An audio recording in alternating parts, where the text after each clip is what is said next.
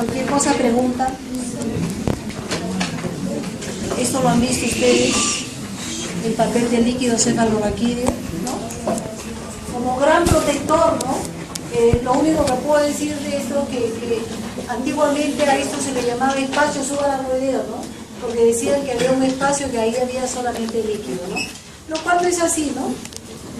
A esto es mejor llamarle, ¿no?, las trabéculas subaracnoideas, ¿no? ¿Por qué? Porque viene la cantidad de trabéculas, la cantidad de tejido conectivo para sostener, ¿no?, ¿a qué? A las arterias, y algunos filetes nerviosos están llegando para dar, ¿no?, inervación a las arterias. Cuando hay una migraña, estas son las arterias que se dilatan y estas son las que producen el dolor. No la masa encefálica, que no tiene terminaciones nerviosas libres, nada así. La famosa barrera hematoencefálica, que yo les dije que se formaba en el primer año de vida, ¿no? La barrera hematoencefálica, miren cómo está formada, simplemente es un capilar protegido fuertemente por los porocitos de este astrocito, ¿no? ¿Se dan cuenta cómo, no? Eso es la barrera hematoencefálica, un capilar rodeado de porocitos. ¿Pero para qué fue creada la barrera hematoencefálica? ¿No? Para proteger al cerebro y de que no entre supuestamente por este sistema sanguíneo la anoxia, ¿no? Cualquier sustancia que produzca un daño. Sin embargo, esto que es una fuerte protección para el cerebro impide muchas veces la llegada, ¿no?, la llegada de, por ejemplo, un antibiótico. Todas las sustancias atraviesan lentamente la barrera hematoencefálica. Todas atraviesan lentamente, absolutamente todas. ¿Para qué? Para evitar que haya una anoxia. Pero hay dos sustancias que son las únicas que atraviesan la barrera hematoencefálica lentamente. ¿Cuáles son? ¿Quién le dice? ¿Quién? ¿Alguno? ¿Nadie se anima? La neurona vive del oxígeno. La neurona muere sin el oxígeno y el oxígeno sí atraviesa rápidamente la barrera hematoencefálica. ¿Y luego que utiliza el oxígeno? El CO2. El oxígeno y el CO2 son las únicas sustancias que atraviesan la barrera hematoencefálica rápidamente. Todo lo demás, el agua, el potasio, la glucosa, todo lo demás, a pesar de que el cerebro necesita glucosa, es más, han aparecido ciertos transportadores de la glucosa para ayudar a la glucosa, porque la glucosa siempre atraviesa la barrera hematoencefálica muy lentamente, pero la atraviesa. Lo necesario como para que la neurona viva. Toda célula, igual que la neurona, necesita de dos cosas para vivir, ¿no? Y sobre todo la neurona. ¿De qué? Glucosa y oxígeno. Dame la siguiente. Acá, más claramente, ¿no?, lo que les decía, ¿no? La glucosa la atraviesa lentamente, ¿no? Y hay, por supuesto, otras sustancias para ver a mayor aumento de la barrera hematoencefálica. Hay autores que les ha parecido que dentro de la barrera hematoencefálica también estarían considerados los plexos coroideos, porque dice que acá también hay vasos sanguíneos, ¿no? Y que también acá también hay una especie de membrana semipermeable, ¿no? Y que las sustancias del interior del plasma pasan, ¿no?, pasan a este plexo coroideo, a este epitelio coroideo, ¿no? Para algunos autores lo quieren considerar así. Es más, este epitelio coroideo proporciona grandes cantidades de cloro, por ejemplo, a líquido cefalorraquídeo. Dame la siguiente, como vamos a ver qué es lo que está en la siguiente, la producción de líquido cefalorraquídeo. Al mismo tiempo que se forma, debe haber una absorción, una reabsorción en las granulaciones de Pacchioni. Dame la siguiente. ¿Y para qué sirve el líquido cefalorraquídeo, no? Lo traigo porque hay que saber explicar a los pacientes que hay una enfermedad muy frecuente que se llama la meningitis, que le da a los niños sobre todo, y que la única forma de saber que es una meningitis es demostrando que está el germen y se hace con una punción lumbar. Debemos obtener líquido cefalorraquídeo. El líquido cefalorraquídeo normalmente es cristal de roca, pero en una meningitis, ¿cómo está el líquido cefalorraquídeo? ¿Estará cristal de roca? En una meningitis de tipo purulenta, como es por ejemplo la meningocócica o la neumocócica, el líquido cefalorraquídeo es blanquecino, purulento, no es cristal de roca. O el líquido cefalorraquídeo en las tuberculosis que están incrementando tremendamente en estos últimos tiempos, a pesar del crecimiento económico, no sé para quién, para los grandes, pero todavía seguimos igual viendo tuberculosis y meningitis tuberculósica. Tenemos que hacer el diagnóstico con una punción lumbar y ver las características del líquido, ¿no? El líquido en la meningitis tuberculosis es de color amarillenta, ¿no? Un amarillo citrino, ¿no? Pero es importante entonces hacer un análisis del líquido cefalorraquídeo, ¿no? Antiguamente se decía que era un ultrafiltrado de plasma, ¿no? No sé si todavía alguna literatura lo dice, pero falso de falsedades, ¿no? Es un ultrafiltrado. El pleso coroideo añade muchas cosas al líquido cefalorraquídeo y ahí la diferencia, ¿no? Ultrafiltrado sería si tendría las mismas características del líquido cefalorraquídeo, pero no. Tenemos acá, por ejemplo, ¿no? Por ejemplo, en cuanto a la glucosa, por ejemplo, acá en el plasma estamos alrededor de 100, 110. Generalmente la glucorraquia, o sea, la glucosa en el líquido cefalorraquídeo es aproximadamente la mitad, ¿no? Estamos acá con 64. No debería ser menos de 50. Sin embargo, en la meningitis, como el germen ingresa al líquido cefalorraquídeo y al germen le gusta la glucosa, el germen se consume toda la glucosa y resulta que en el líquido cefalorraquídeo, en una meningitis, la glucosa está bajísima, podemos estar en 20 miligramos, bajísima, ¿no? O en 10 miligramos. Nos hace el diagnóstico además, ¿no? Por el consumo de glucosa, ¿no? O hay otra cosa importante, por ejemplo, las proteínas, ¿no? Miren las proteínas, la cantidad, ustedes saben por qué, las grandes cantidades de proteínas. Miren la cantidad de proteínas, prácticamente acá tenemos 6.000 versus simplemente 20 miligramos. Una cosa es 6.000 miligramos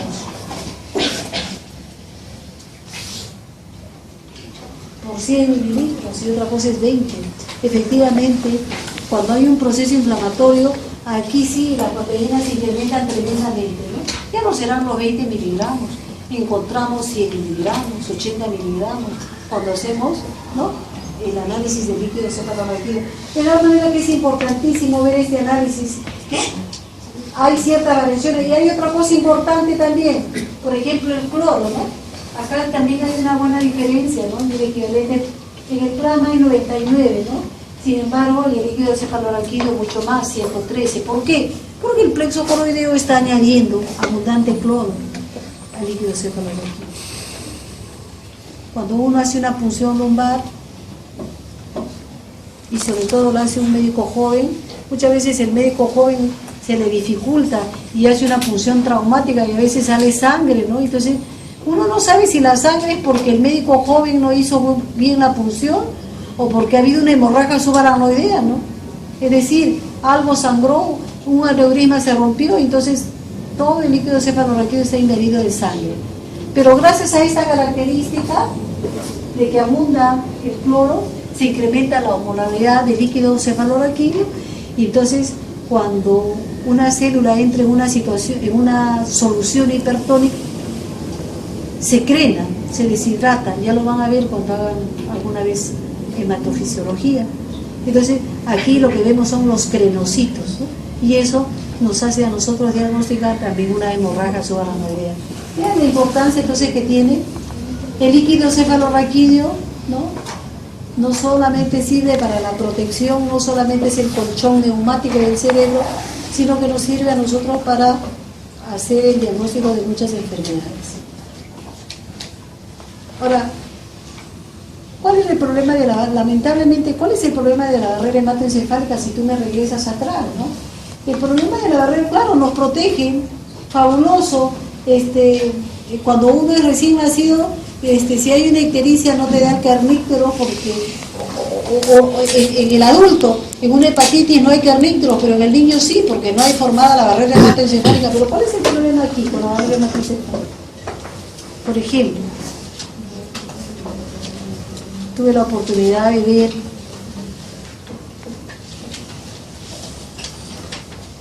morir a una criatura que tenía 5 años, porque tenía 2 abscesos enormes dentro del cerebro, 2 abscesos enormes.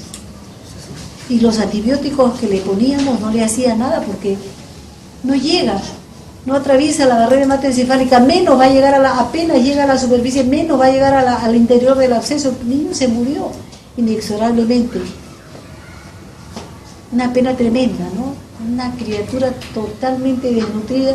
Es el problema de la barrera hematoencefálica, que el antibiótico no la atraviesa y no tratamos adecuadamente muchas veces los abscesos cerebrales. La meninge sí, porque las meningitis sí están ricamente irrigadas e inervadas, lo habíamos visto. Dame la siguiente. Siguiente.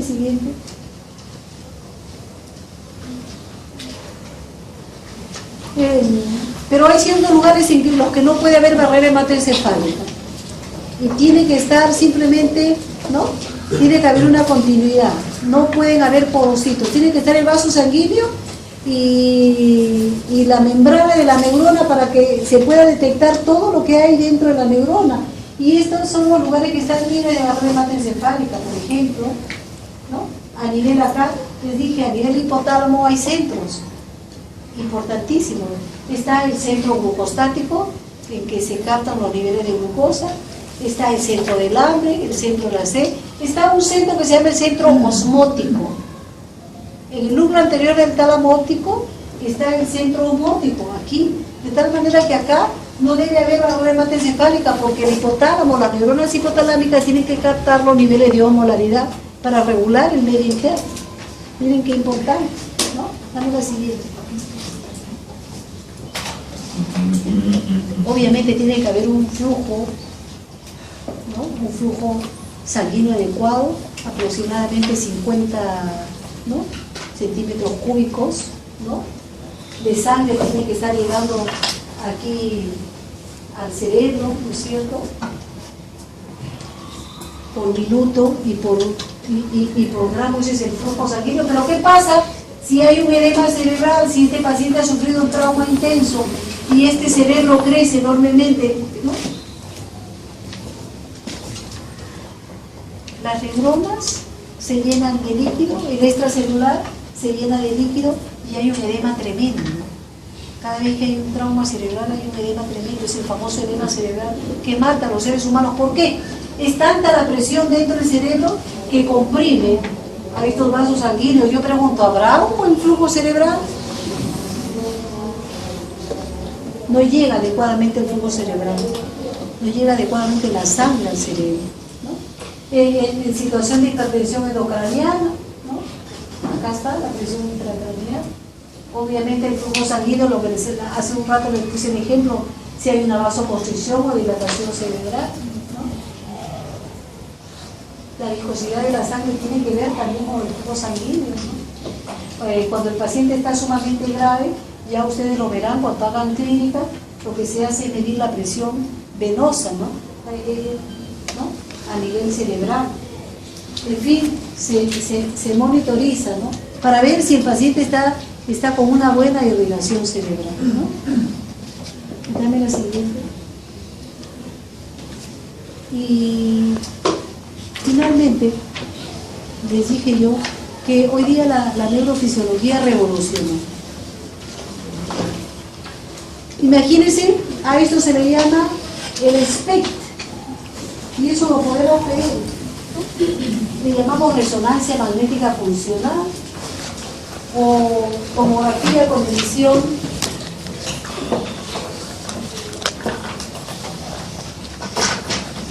Esto que ustedes están viendo en la pantalla es el SPECT. Por supuesto son Esto es en inglés, tomografía computarizada con emisión de un solo positrón. O también hay el PET, máquinas, tomografía, ¿no?, computarizada con emisión de positrón. Y lo más último, la resonancia magnética funcional.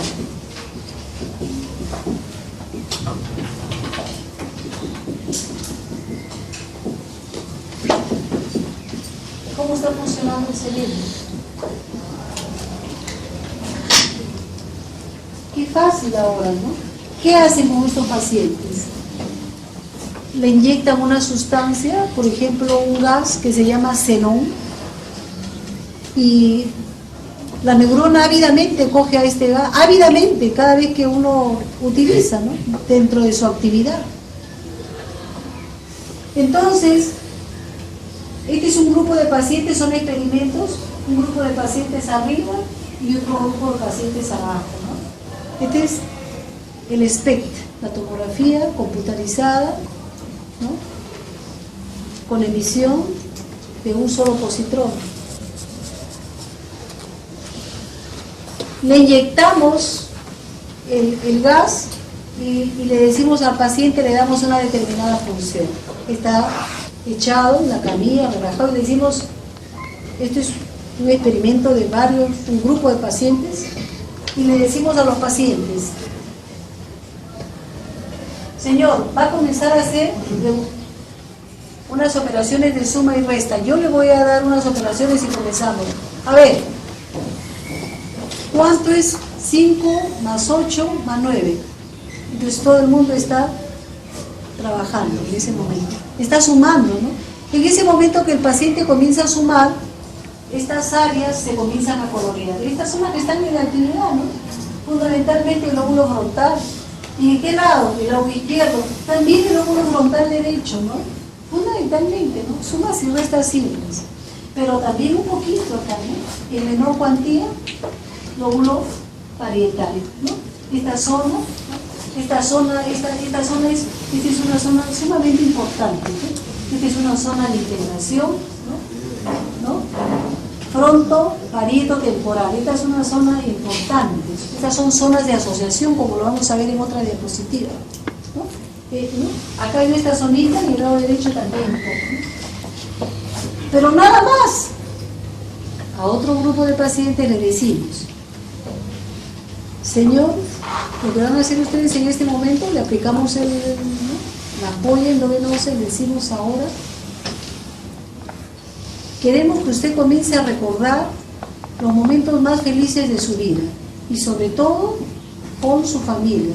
Y cuando hablamos de la familia estamos hablando pues del papá, de la mamá o de los hijos, pero con la familia. Comiencen a recordar el momento más bonito, no sé, un paseo de campo, un paseo en la playa, con la familia. Y miren, la cosa se complica. Miren todas las áreas que se comienzan a colorear. La persona está en ese momento recordando un día de campo, un día de playa. Miren todo lo que se colorea. Miren, y aparece algo que no se coloreaba anteriormente, el lóbulo temporal. Y miren qué parte del lóbulo temporal, la corteza temporal y la parte más externa. ¿Qué significa esto? Significa que cuando entra a tallar la parte afectiva, el lóbulo temporal de inmediato se colorea. Y no solamente eso, miren, ¿no?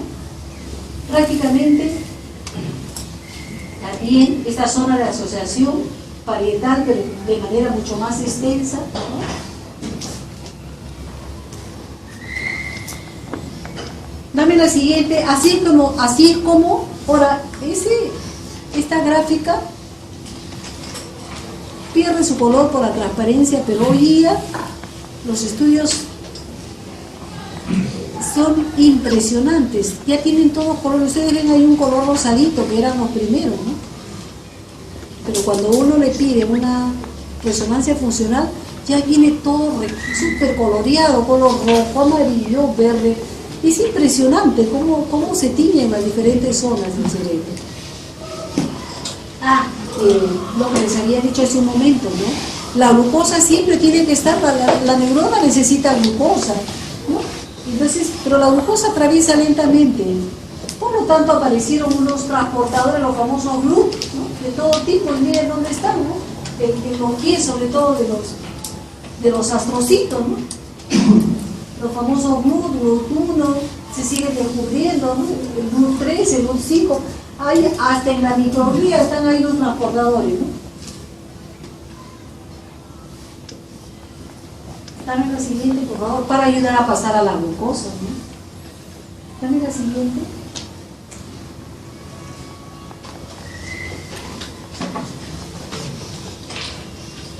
Una cosa, por ejemplo, es de que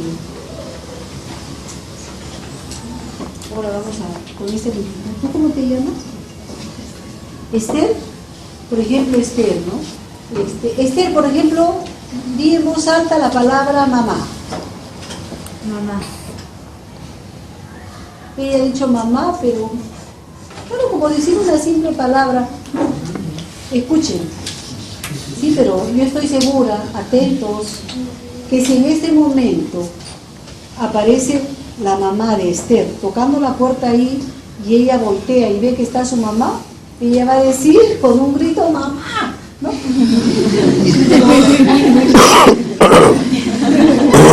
Es la misma palabra, mamá dijo primero, pero este mamá es diferente. Este mamá está cargado de emociones. ¿Se dan cuenta? O sea, entra a tallar otro, ¿no? Mientras pensando, o sea, en el momento en que aparece una cosa es más, una cosa es mirar la palabra mamá, y miren, qué sencillo, ¿no? Simplemente lo occipital, ¿no? Que es el que, ¿no? El que mira, por escuchar la palabra mamá, claro, sigue siendo mamá, pero cuando yo escucho circunvoluciones transversas de Heschel, ¿no? O pronunciar la palabra mamá, pronunciar, ¿no? La primera, pronunciar. Una cosa sola es pronunciar solamente, pero otra cosa es pensar, porque cuando ya estás pensando, ya estás comenzando a elaborar un lenguaje, ya es otra cosa, pero cuando ya está cargado de afectividad, mire esto, lóbulo temporal, lóbulo parietal y lóbulo frontal. Todo esto obviamente ya está clarísimo, ¿no? ¿Por qué? Por los estudios de resonancia magnética funcional, ¿no? Simplemente se hacen los experimentos, ¿no? Dame la siguiente.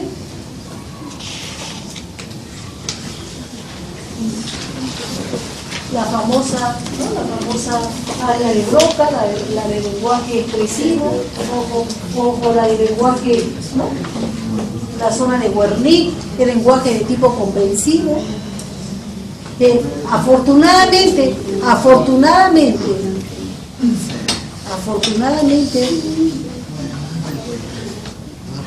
el mayor porcentaje de pacientes que tienen un ACV son estas arterias las que son las más afectadas, ¿no? De tal manera que el paciente no puede producir, no puede hablar en un primer momento, pero sí puede comprender. Esta zona involucra fundamentalmente la comprensión, pero no solamente que esa zonita, no.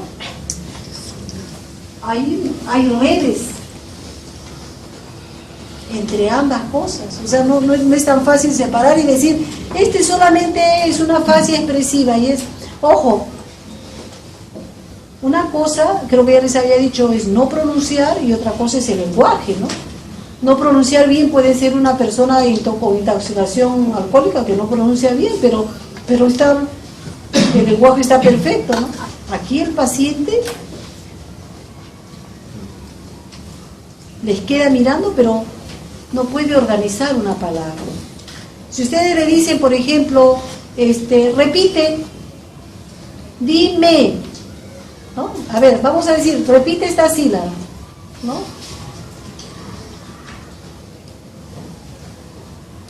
repite, me, el paciente dice me, ahora repite to, ahora di, y ahora co, ahora di la palabra completa, metódico, y uno pudiera pensar que él, claro, pero decir que sí, no hay problema porque lo ha repetido, pero cuando usted dice, ahora di metódico, nada, no. Eso es el lenguaje organizado. Es terrible porque el paciente sí les comprende, entonces uno tiene que hablar en esos términos, no se preocupe señor, sí lo entiendo, entonces yo soy la que hablo, ¿no? Y hay que darle la tranquilidad, ¿no? Solamente para que me diga sí o no, que eso sí le sale, ¿no? Sí, sí, entonces él está, no puede organizar.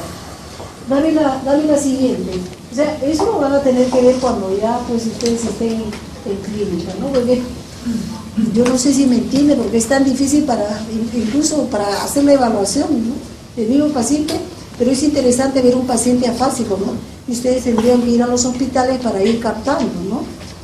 Cómo se comporta, ¿no? Los diferentes tipos de afasia, que ya pues dale la siguiente, tendría que... Memoria a largo plazo, por favor. Entra a tallar el circuito de Papez.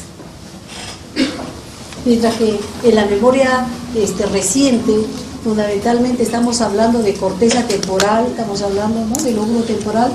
Aquí es aquí el cuerpo mamilar, ¿no? Acá hay un círculo que también, ¿no?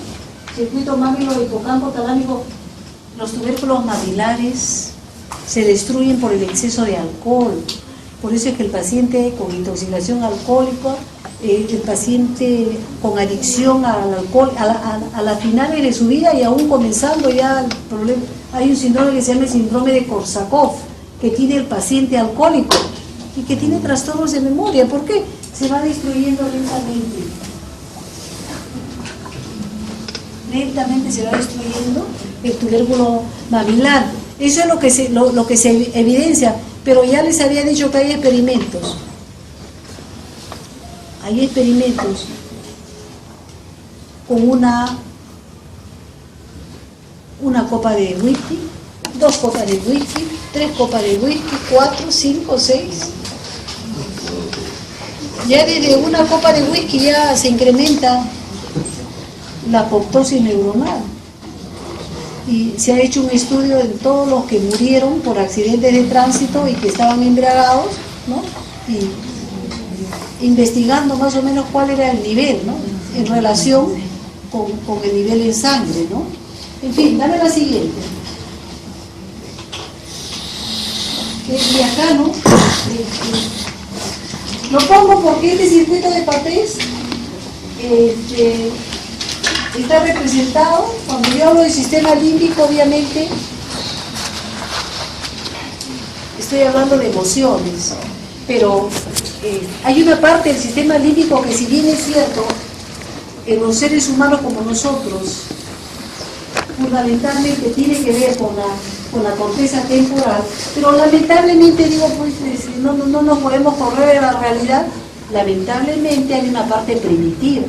Y esa es la parte primitiva que uno tendría que eliminarla, que es la parte instintiva, ¿no? La parte del instinto sexual. Lamentablemente existe, pues, ¿no? Y lamentablemente acá este circuito mamilo hipocampo talámico, ¿no?, que incluso hasta en las especies, hasta en los animalitos, ¿no?, muchas veces tiene que ver mucho, y no solamente los animalitos, tiene que ver con el olfato, ¿no? Esas son las etapas del celo, ¿no?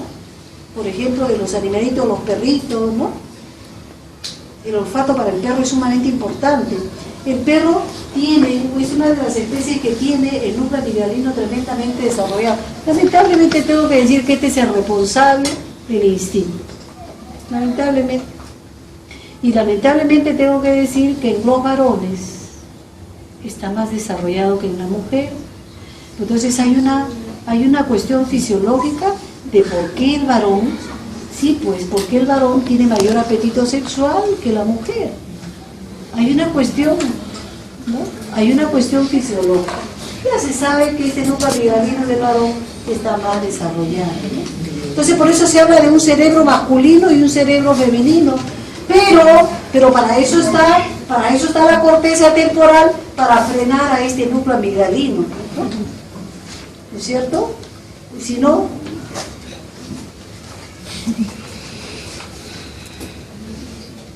había un trabajo de unos investigadores americanos que habían hecho investigación en estos depravados sexuales, porque hay criminales sexuales, ¿no? Y entonces de alguna manera se había relacionado a este núcleo, ¿no? Un tanto con la agresividad y con ese apetito sexual desmedido, ¿no? Bueno, siguiente, por favor. Bueno, miren los detallitos, ¿no? Por ejemplo, el lóbulo temporal, lo que me decía, tiene que ver con la memoria reciente. Miren, esta punta del lóbulo temporal tiene que ver con el almacenamiento de memoria, ¿no? De los nombres, ¿no? Los nombres de nuestros amigos, ¿no? Cómo los recordamos, ¿no? O por ejemplo, ¿no? Aquí esta partecita tiene que ver con el rostro de nuestros amigos que conocemos, ¿no? Dale la siguiente. Y lo que les había dicho, ¿no? ¿Se acuerdan que hablamos de las 3 áreas grandes de asociación? ¿No? Acá está, ¿no? La del lóbulo frontal, esta que les había dicho, esta zona es sumamente importante, ¿no? Parieto temporal y occipital, esta zona que está, ¿no? Parieto temporo-occipital y, por supuesto, acá el polo temporal. Estas son las 3 grandes áreas que en las funciones cerebrales superiores se interconectan, ¿no? Ahora el concepto es de redes neurales. Ya no es pues que antiguamente que había un punto para la memoria, no, ¿cómo va a haber una zona para la memoria? La memoria está pues en los circuitos, diferentes circuitos, pero en toda la corteza cerebral, porque hay diferentes tipos de memoria, ¿no? Hay unos que tienen memoria topográfica, ¿no? ¿Recuerdan? Van una sola vez por un lugar pero tremendamente desconocido y se acuerdan y llegan perfectamente, ¿no? Eso se llama memoria topográfica, ¿no? Memoria para los números, hay unos que son buenazos con los números, ¿no? Memoria para los software, ¿no? Entonces, la concepción moderna, escuchen, la concepción moderna de neurofisiología es que las funciones cerebrales superiores están distribuidas, por favor, prácticamente en toda la corteza y que hay grandes áreas de asociación. Uno en el lóbulo frontal, otro en este punto, ¿no? Es estratégico, ¿no? También lo temporo-occipital y otra en la parte temporal, porque acabamos de ver todos los detalles, toda la información que nos trae el lóbulo temporal. Que tiene que ver fundamentalmente con las emociones, sobre todo la corteza temporal. ¿Y dónde están los valores?, les pregunto yo. Lo que se está perdiendo, el respeto, por ejemplo, habla con los que conducen como si nada se pasa, nada luz roja, ¿no? Ahora se han perdido los valores, pero de una manera bárbara. Los neurofisiólogos dicen que los valores se forman en la casa y los primeros 4 años de vida son importantísimos, ¿no? El respeto a los demás, ¿no? El respeto a los alumnos, el respeto al profesor. Y estamos perdiendo esos valores, ¿no? Porque la gente no se comporta adecuadamente, entonces lo vamos perdiendo cuando vemos que alguien no cumple con las expectativas que nosotros teníamos, ¿no?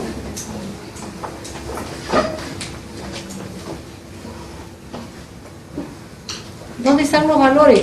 Ya se ha demostrado con estos estudios, fundamentalmente en el lóbulo frontal, fundamentalmente aquí en esta zona, ¿no?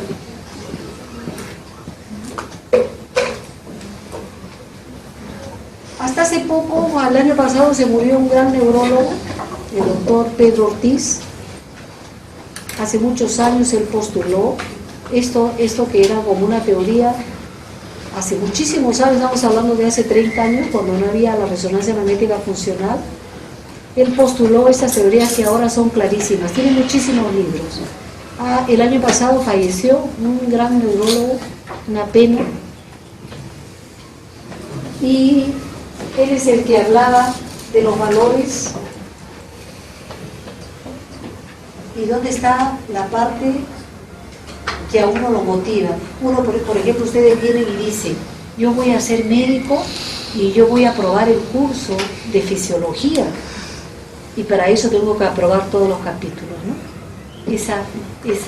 Esa voluntad de aprobar, porque todo es cuestión de voluntad. Si yo quiero algo lo consigo, porque yo persisto y persisto y persisto.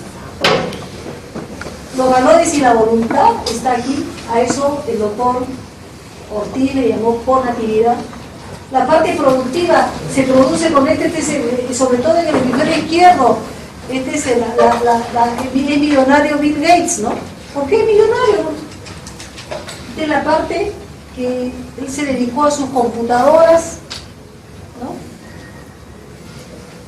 Esta es la parte productiva, la parte cognitiva, ¿no?